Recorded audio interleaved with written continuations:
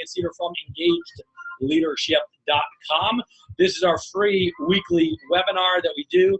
Today's topic is active listening, which I'm super excited to talk to you all about. Sherry, welcome in the room. Tina, welcome in the room. I'm super excited that this technology even exists so that we can meet as a team, as a group, and we can talk about some really amazing topics. Today, it's you get me. On future ones, you get Shannon. We're going to get some more engaged leadership coaches as well to do their piece on here as well. So shall we begin? Sherry, Tina, if you'd like to just give a little warm up in the chat section, say hello. Feel free to say hello. And let's get this going. I'm going to share my screen with you guys real quick right now. So here we go. Share screen, webinar, sharing screen, and we're going. All right, so welcome in everybody. So in the chat section, I just want to make sure you guys can see the screen. In the chat section, please put down, yes, I can see your screen, so that I know that you're good to go and that you can see it and we can begin. Participants. That's strange. It's not. Oh, wait, here we go. Here's the chat section right here.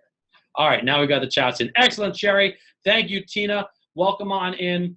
Today, we're going to talk about active listening. Actually, just out of curiosity, for those of you that are in the room, if you've actually heard of active listening before, feel free to put the number 1 inside the text box. If you've never heard of active listening, also known as reflective listening, please put the number 2 inside the text box as well. That way, I sort of know where you are. So 1, excellent. You have heard of it before. That's great. I'm going to give you guys sort of a crash course. And I want to tell you something. Actually, you know what? I'm going to tell you a quick story as soon as I give the introduction on how this stuff works. So we're going to do this through folklore story here. This is Fred. Fred is from Brooklyn, New York. Normally the work that Engaged Leadership does is out of California, but Fred is from Brooklyn, New York. And Fred is very creative in his field. And then he has Amy, who also works in his office there. And Amy's got a creative as well and has a lot of good ideas as well. But Fred comes into his manager, let's say that's you, Tina, or you, Sherry, or you, Mel, or you, Sue, or you, Kimberly, all the people that are on this scope right now, or I call this a scope because I'm so used to Periscope.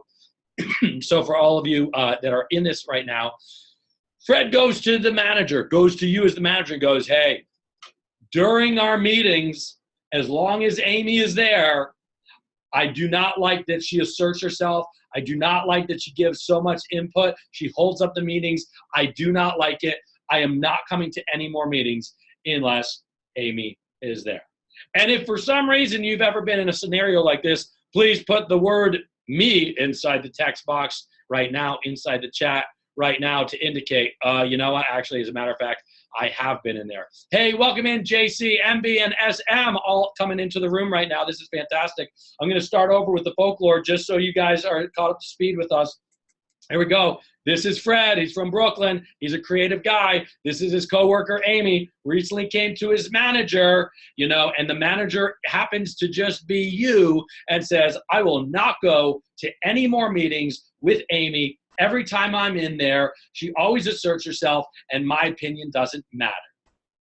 If you've ever had an issue like that in any sort of meeting you've ever been in, again, put the word me inside the chat box right now just to indicate, hey, I've seen that. You can even send me the message directly if you'd like. So this is something that regularly happens. So I'm just using a random scenario, though. So this is not about Fred or Amy or this one particular topic. This is about active listening.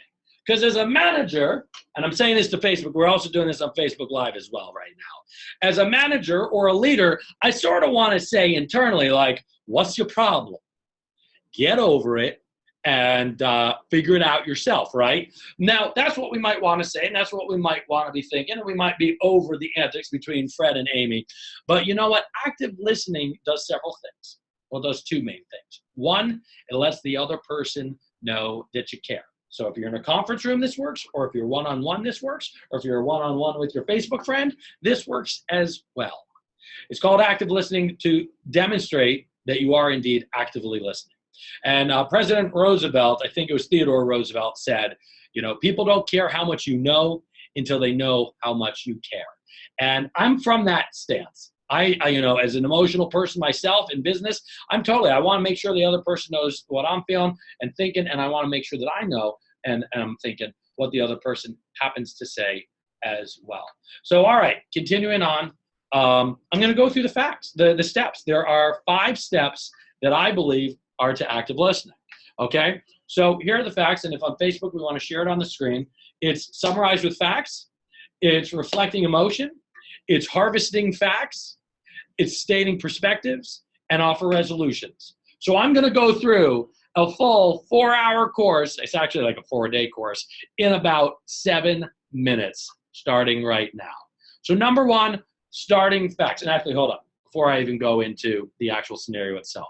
So again, engaged leadership, this is what we do. We just want to do a free webinar so that you know that you have a free place to come and ask questions. Because at the second part of our conversations, we open it up for questions. And if you're watching on Facebook Live, you can ask your questions there too, and Kimberly will tell me what questions are being asked. The questions don't have to be on the topic we're talking about, but this is sort of a teaser on other things that we can bring to your organization. But this is indeed something, a place that on the second half, you can ask any questions that pop up involving, leadership, managerial issues, and of course, engaged leadership topics. So, number 1, summarize with facts. Fred comes in and tells you, and now I can summarize with facts. Fred, so what you're saying is, every time you're at a meeting, you feel like your opinion is not validated because Amy, makes your statements not validated, and she steamrolls you. Is that what I'm hearing, right? Now, I'm being very academic here right now, okay? So I'm being super academic with what summarizing facts is in this scenario. But here's an interesting statistic. Because for active listening, to show that you're listening, and I just looked up this, I've always known this stat, but I looked it up today and I got really excited. As a server, as a waiter, if you're in a restaurant and you repeat back the order as it said to you, so if I go, hey, I want a milkshake, a hamburger, and fries, and I'm a server and I go, you want a milkshake, a hamburger, and fries, the same way I just said it, your tip increases, check it out, 100%. I thought it was a lower number than that. I thought that was cool because our brain looks for people who go like versus like, right? This person said the words like me. They said in the order as me. The biology goes, well, this person gets me. I'm wickedly excited about that right now. So we're summarizing facts. And it also helps you as an individual, as a leader, and as a manager, make sure that you actually do have the facts. Because a lot of times, even the person talking is totally wrong in their facts. And so they have the opportunity to clarify what they're trying to tell you, or you have the opportunity right now to correct in that meeting. So there you go. So that's summarized with facts. The next thing is reflecting emotion, okay? Because, again, people don't care how much you know until they know how much you care. You call up Verizon Wireless and you say, hey, my phone's not working. They say, I'm so sorry. You don't say, oh, thanks for being so sorry. No, you're like, fix my phone. But you can at least reflect the emotion in this case and go, for Fred's sake, wow, you sound a little, overwhelmed when you're in the meeting with Amy. And Fred might even go, no, I'm not overwhelmed. I'm pissed off. And then you know what you do? You say, oh, wow, Fred, sounds like you're really pissed off when you're with Amy then. And you know what Fred's biology and his brain says? Person gets me. Yeah, that's how I feel. Because believe it or not, and this is a whole nother session to itself, we think emotions before we think facts. If you agree with that fact, if you agree with that idea, put the number 1 in the text box now. If you disagree with that fact, put the number 2, because a lot of people do have different beliefs on this, but biologically, we are programmed to go emotions first. Now, luckily, our brains and neocortexes are way bigger now, and so we have the ability to go, okay, I'm not going to get emotional here. I'm going to react with fact and words, right? So in this case, yeah, number 1, right? So in this case, you've now summarized the facts and you've reflected the emotion back. So now the person's going, all right, this person's getting me. This person's getting me. You might totally disagree with Fred in this instance, but you can at least go, okay, all right? So the third step is to harvest facts. So I got a picture of a person harvesting, pulling. Harvest just doesn't happen like by absorption. So you have the opportunity, again, even if you still disagree with Fred, to go, okay, what was the last interruption you had that really pissed you off? All right, what was it that she said that got you so disappointed that you're not coming to any other meetings again? Other facts I could harvest. And actually, in the scenario, in the chat board room here, If you can think of a question you would ask Fred right now, put it in the text box right now, really quick. I'm going to riff a few more questions out as well. But what are the questions you would want to ask Fred in your calm state? Because now I've got the facts. You've said your emotion, and now you've gotten the emotion outside of you. It's no longer about you. This has nothing to do about you. But I would certainly go, have you talked to Amy? Have you talked to Amy? Have you tried resolving this with Amy? Have you ever said how you that you don't feel credited in those meetings with Amy? And again, if anyone else in the room has any other questions they can ask Fred right now, throw it down there. But you're harvesting facts because now you can start to come to conclusions. Because I know Fred's got a little bit of a diva attitude, right? But I can easily assume, wow, Fred, he's just dramatic in the first place. But maybe if I get some more facts, I can help come to some sort of conclusion, you know? So you're harvesting facts. That's the third step. The fourth step is state perspectives. All right, you know what? I've made it very clear as a leader or as a manager or as a team lead, whatever it is that I am, that it is an open forum and I want opinions. Because you know what? I think when people contribute, we come up with better ideas. So number one, that is something we have here. Number two, I could state my perspective. This is an office where we have a blood against the wall policy, right? If you disagree with somebody, I anticipate you get it out. And if you disagree with the way someone's presenting something, I advise that you speak to that individual directly, okay? My perspective as the person sitting at the table is I do not feel Amy is speaking out loud, but these are the perspectives. And if this is a kind of meeting you don't think you can handle where we do speak out against ideas, because that's the only way we're going to survive as a company is by hearing everybody's point of view, then yes, correct. Those meetings would not be for you. But of course, my perspective is you're a valuable player and I do need you in the room. So those are just my perspectives. It's my take on the situation. Some is fact-based, some is opinion-based, right? So then the last step as we wrap up is offer resolutions. I got my little Rubik's Cube there and I'm saying, we're gonna find a resolution. And just so you know, active listening doesn't mean conflict resolution. It just means that the person gets you, that you get the person, that they feel heard. They may walk away not liking what you have to say. But if you're gonna walk away and you're gonna disagree and you're gonna kick and scream, well, for golly jeepers, Mr. Wilson, I hope you're doing it for all the right reasons. And you as a leader can go to bed sleeping well at night or walk into your next meeting feeling just fine, knowing that you went through these steps. So in a case like this for Fred, what's some resolutions you might offer him? Off the bat, what I would offer is, all right, Fred, number one, I need you to go talk to Amy then.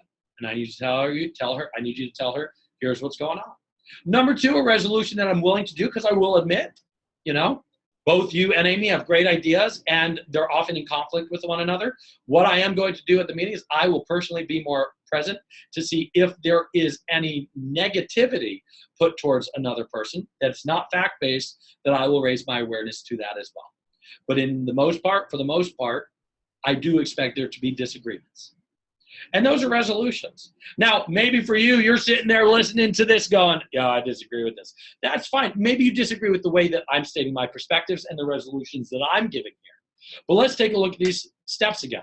Summarizing facts, reflecting emotions, harvesting facts, stating perspectives, and offering resolutions. And look, again, I normally take 1 to 4 days to train true active listening. And I do have a 4-hour session that I can do on that too. But for right now, I just wanted to just plant it in your head that this exists. And there's different steps, different coaches have different ways to do it, but I found this to be amazingly productive on conflict resolution, in the fact of letting the person know that you're hearing them. And 2, customer service as well, on top of those things. And again, engaged leadership, this is the kind of work that we do. We come in and we work with either individuals as executives or entire teams, and there's different modules that we have that this can absolutely relate to. As I move into the next section, if you have any questions, please, there's a Q&A button. I highly would love it. I would love it highly, I guess is the right way to phrase it. I would highly love it if you go in and ask some questions. It doesn't need to be about this topic. It doesn't need, it doesn't need to be about anything with active listening. But this is the free, executive coaching at the end of each session that we want to be able to do here, and be able to have an open platform for you to either send some direct reports that you have perhaps, or for yourself to come and always know that every Wednesday at 11:20 a.m. Pacific time, 2:30 p.m. Eastern time, that you or your direct reports can come and maybe learn a little bit and share a little bit. So please feel free to ask your questions here as I move to the next section. So those are the 5 steps of active listening. Glad that I could go over those with you. I've never done it that fast, ever. So that was taking me out of my own comfort zone, but I'm feeling good about it. Because this is every single Wednesday, next Wednesday, November 2nd, 2016, Shannon McGee, an Engaged Leadership Coach, is doing the most crucial steps you're missing when delegating. That's so dramatic. I want to read it with a dramatic reading. The most crucial steps you're missing when delegating, by Shannon McGee. So please sign up. Actually, I'm going to put in the text box right now the sign up link for that registration, because every single session is a different registration. This is our 6th webinar that we've done. So there've been 6 different registrations. So if you look in the chat section right now, you can click that link and you can sign up immediately right now. Kimberly will also send out an email with the link for Shannon's seminar. Am I right? Yeah, she's waiting, bobbing her head to us. And that's that. So questions, again, any questions, active listening, executive coaching, anything. All right. Chris asked, hey, he has a question about the active listening. Chris asks, so this sounds manipulative. That's the whole question. All right, and I'm happy to actually answer that, because this question has been asked of me before about this topic. I look at it like this. I believe manipulation. Well, first off, it's all manipulation. You want your kid to brush their teeth? Look, you're grounded if you don't brush your teeth. That's a form of manipulation, right? If you want your friend to go to the movies with you, come on. That's a form of manipulation, right? So you have to first define manipulation. It's a good question, Chris. Good question, Chris. And I'm happy that you asked it, because this actually does come up a lot, this question. Here's my take on it. I'm reflecting back what you said because I want to make sure that you're heard.